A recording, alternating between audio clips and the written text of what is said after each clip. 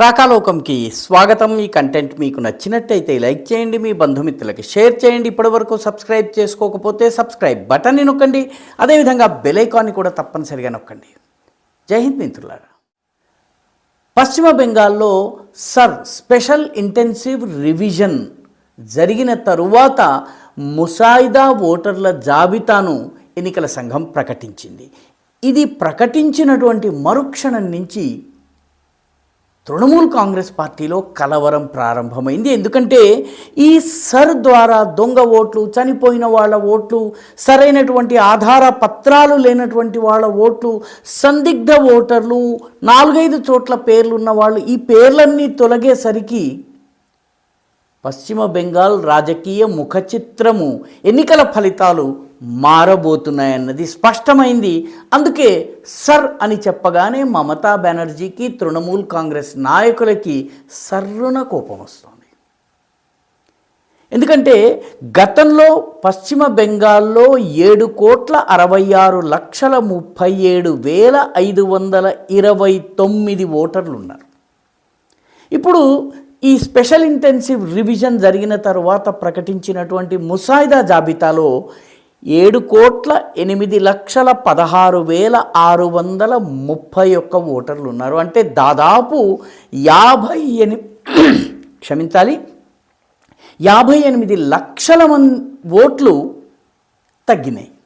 ఈ 58 లక్షల ఓట్లని జాబితా నుంచి ఎందుకు తొలగించారు? స్పెషల్ ఇంటెన్సివ్ రివిజన్లో ఇంటింటికి వెళ్ళి వ్యక్తులను ప్రత్యక్షంగా కలిసి వాళ్ళ దగ్గరున్న పత్రాలను తీసుకుని అసలు వాళ్ళు ఉన్నారా లేదా, చనిపోయారా, ఈ వివరాలన్నీ సేకరించటం ద్వారా ఓటర్ల జాబితా యొక్క సమగ్ర శుద్ధీకరణ జరిగింది. 2002లో గతంలో జరిగింది. 2025 అంటే 23 సంవత్సరాల తర్వాత ఈ ప్రక్రియ చేపట్టారు. ఈ తొలగించిన 58 లక్షల ఓట్లు ఏమిటి అంటే అందులో 24 లక్షలు అంటే దాదాపు సగం చనిపోయారు కానీ వాళ్ళ పేర్లు ఓటర్ల జాబితాలో ఉన్నాయి. 19 లక్షల మంది వేరే రాష్ట్రాలకు వెళ్ళిపోయారు. బెంగాలీ కూలీలు ఈరోజు ఆంధ్రప్రదేశ్లో, తెలంగాణలో, మిగతా అనేక చోట్ల నివసిస్తున్నారు. దాదాపు 19 లక్షల మంది రాష్ట్రాన్ని వదిలి వేరే చోటకి రీలొకేట్ అయ్యారు. 12 లక్షల మంది పేర్లు పూర్తిగా జాబితా నుంచి మిస్సింగ్. అంటే వాళ్ళకి సంబంధించిన ఎలాంటి పత్రాలు లేవు, ఎటువంటి ఆధార పత్రాలు లేవు. 1,30,000 మంది పూర్తిగా వాళ్ళ పేర్లు ఓటర్ల జాబితాలో ఉన్నాయి కానీ గతంలో ఉన్నటువంటి ఓటర్ల జాబితాల్లో లేవు. కాబట్టి వాళ్ళు ఎక్కడి నుంచి వచ్చారు అన్నటువంటిది సందేహము. ముఖ్యంగా ఆ గ్రామాలలో వాళ్ళ చరిత్రను పరిశీలిస్తే ఎటువంటి ఆధారాలు లేవు, తీసేయటం జరిగింది. 57,000 ఓట్లను ఇతర కారణాలతో తొలగించారు. అంటే దీని ద్వారా అర్థం చేసుకోవాల్సింది ఏంటంటే పశ్చిమ బెంగాల్లో దాదాపు 58-60 లక్షల మంది పూర్తిగా అసలు లేని పేర్లను ఓటర్ల జాబితాలో పెట్టుకుని రాజకీయ పార్టీలు, ముఖ్యంగా అంతకుముందు వామపక్షాలు, ఆ తర్వాత తృణమూల్ కాంగ్రెస్ ఎన్నికల ఫలితాలని తారుమారు చేస్తున్న నిజమైనటువంటి ఓట్ చోరీ ఇది. ఈ ఓట్ చోరీకి వ్యతిరేకంగా రాహుల్ గాంధీ మాట్లాడారు, అది వేరే విషయం. కాబట్టి ఎన్నికల సంఘము 2002 ఓటర్ల జాబితాలో పేర్లుండి ఇప్పుడు పేర్లు లేనటువంటి వాళ్ళు ఎవరైతే ఉన్నారో వాళ్ళని తొలగించడం. అంటే అప్పుడు కుటుంబాలకు చెందనటువంటి వాళ్ళు, అప్పుడు తండ్రి ఉన్నాడు, అప్పుడు మైనర్ పిల్లవాడు, ఇప్పుడు పెద్దవాడయ్యాడు, ఈ రకమైనటువంటిది తండ్రికి పిల్లలకి మధ్య గ్యాప్ని బట్టి కూడాను సందేహం వస్తుంది. ఉదాహరణకి తండ్రికి పిల్లవాడికి మధ్య ఏజ్ గ్యాప్ 15 ఏళ్ళు ఉందనుకోండి. ఈ రోజుల్లో బాల్య వివాహాలు లేవు కాబట్టి 15 సంవత్సరాల ఏజ్ గ్యాప్, 15 సంవత్సరాల కన్నా తక్కువ ఏజ్ గ్యాప్ ఉన్నట్టయితే ఆ పేర్లను తొలగించారు. అదేవిధంగా 50 సంవత్సరాల కన్నా ఎక్కువ తండ్రితోటి ఏజ్ గ్యాప్ ఉందనుకోండి, తండ్రి 70 ఏళ్లవాడు, పిల్లవాడు 20 ఏళ్లవాడు అనుకోండి, ఆ పిల్లవాడి పేరును తొలగించడం జరిగింది. ఎందుకంటే అది ఫర్టిలిటీ ఉన్నటువంటి వయస్సు కాదు కాబట్టి. అదేవిధంగా గ్రాండ్ పేరెంట్స్, తాతలు, నాయనమ్మలు, వీళ్ళ వయస్సుకి మధ్య ఉన్నటువంటి గ్యాప్ 45 సంవత్సరాల కన్నా తక్కువ ఉన్నా కూడా నా పేర్లు ఆధార పత్రాలు పరిశీలించిన తర్వాత తొలగించడం జరిగింది. కాబట్టి ఓవరాల్గా చూస్తే దాదాపు 30 లక్షల మంది 2002లో వీళ్ళ పేర్లు లేవు, వీళ్ళ కుటుంబాలు లేవు. ఆ కుటుంబాలే లేనప్పుడు అసలు పోనీ ముత్తాతనో ఇంకొకరో ఆ కనెక్షన్ని కానీ కనెక్టివిటీని కానీ ఎస్టాబ్లిష్ చేయలేని కారణంగా వాటిని తొలగించడం జరిగింది. మొత్తం 58 లక్షల మందిని తొలగించడం జరిగింది. దీనివల్ల ఏం జరుగుతుంది? తృణమూల్ కాంగ్రెస్కి ఎందుకు సర్రున కాలుతోంది?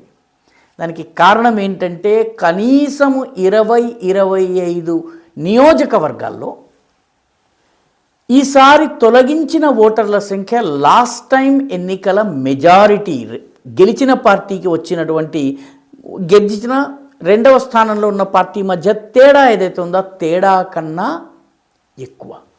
ఉదాహరణకి చౌరంగి కాన్స్టిట్యుయెన్సీ ఉంది, అసెంబ్లీ కాన్స్టిట్యుయెన్సీ. ఈ చౌరంగి కాన్స్టిట్యుయెన్సీలో 74,553 ఓట్లని తొలగించారు. 74,000 ఓట్లను తొలగించారు. లాస్ట్ టైం చౌరంగిలో విన్నింగ్ మార్జిన్ ఎంత? 45,000 మాత్రమే. అంటే 45,000 ఓట్లతో తృణమూల్ కాంగ్రెస్ గెలిచింది. కానీ ఈసారి కట్ అయినటువంటి ఓట్లు 74,000 ఓట్లు. అలాగే షాంపూకూర్ 72,900 ఓట్లు తొలగించారు. బాలీగంజ్ 65,161 ఓట్లని తొలగించారు. బాలీగంజ్ నుంచి బబుల్ సుప్రియో మాజీ కేంద్ర మంత్రి, బీజేపీ నుంచి తృణమూల్కి వెళ్ళినటువంటి వ్యక్తి, తృణమూల్ నుంచి కంటెస్ట్ చేసిన వ్యక్తి, ఆయన బాలీగంజ్లో 20,000 ఓట్లతో నెగ్గారు. బాలీగంజ్లో తొలగించినటువంటి ఓట్లు 65,161. ఇది అర్థం చేసుకోవాల్సిన విషయం. అదేవిధంగా ఫిర్హాద్ హకీం కలకత్తా మేయర్గా ఉన్నాడు. మమతా బెనర్జీకి చాలా విశ్వసనీయుడైనటువంటి నాయకుడు. ఆయన గత ఎన్నికల్లో 68,000 ఓట్ల మెజారిటీతో గెలిచాడు. ఈసారి ఆ నియోజకవర్గంలో 62,000 ఓట్లు తొలగించడం జరిగింది. అంటే ఆయనకి 6,000 మాత్రమే ఆధిక్యం ఉంది. కొద్దిగా అటు ఇటు అయిందంటే మొత్తము లెక్క తప్పిపోవచ్చును. షాంపూకూర్ నుంచి 72,900, బాలీగంజ్ నుంచి 65,161, భవానీపూర్ మమతా బెనర్జీ నియోజకవర్గం ఇక్కడి నుంచి 45,344 ఓట్లను తొలగించడం జరిగింది. కీలకమైనటువంటి మరొక మంత్రి దమ్దం నియోజకవర్గం నుంచి కంటెస్ట్ చేస్తారు. దమ్దం నియోజకవర్గంలో లాస్ట్ టైం అసెంబ్లీ ఎన్నికల్లో విన్నింగ్ మార్జిన్ 26,000 అయితే తొలగించిన ఓట్లు 33,000. కాబట్టి ఈసారి ఎన్నికల ఫలితాలు కనీసము 25-30 నియోజకవర్గాలలో తారుమారు కావచ్చు. ఎందుకంటే దొంగ ఓట్లని, చచ్చిపోయిన వాళ్ళ పేరు మీద ఉన్నటువంటి ఓట్లని, వేరే చోటకు వెళ్ళిన వాళ్ళ ఓట్లని ఉపయోగించుకోవడానికి ఈసారి వీలు కలగదు.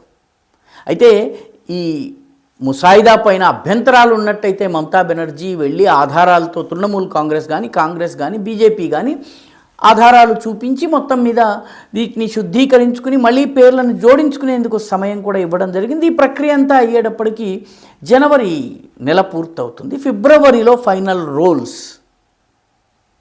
ఫైనల్ ఎన్నికల జాబితా జారీ అవుతుంది. ఆ తరువాత ఎన్నిక జరుగుతుంది. కాబట్టి మమతా బెనర్జీకి ఇప్పటికీ కూడాను తన వద్ద ఆధారాలు ఉన్నట్టయితే, తప్పుగా పొరపాటున తీసేసిన ఉన్నట్టయితే ఆమె వెళ్ళి ఛాలెంజ్ చేయవచ్చు. ఛాలెంజ్ కనుక చేయలేదనుకోండి, ఈ తొలగింపు సబబేనన్నటువంటి విషయం మనం అర్థం చేసుకోవాలి.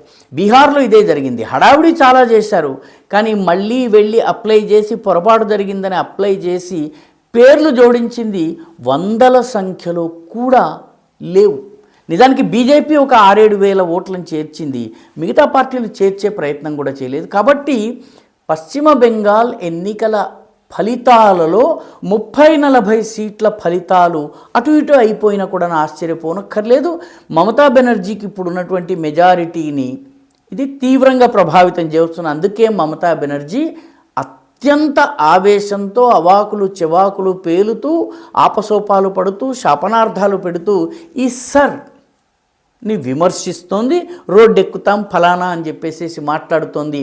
వాస్తవానికి జనవరి ఎండింగ్ వరకు అవకాశం ఉంది. పొరపాట్లు ఏమైనా ఉన్నట్టయితే వాటిని సాధికారికంగా సాక్ష్యాలతో సహా చెప్పి ఆమె సర్దుకోవచ్చు. ఈ వీడియో మీకు నచ్చినట్టయితే లైక్ చేయండి, షేర్ చేయండి, ఈ ఛానల్కు సబ్స్క్రైబ్ చేయండి. మీ అభిప్రాయాన్ని కమెంట్ల రూపంలో తప్పనిసరిగా పంపించండి.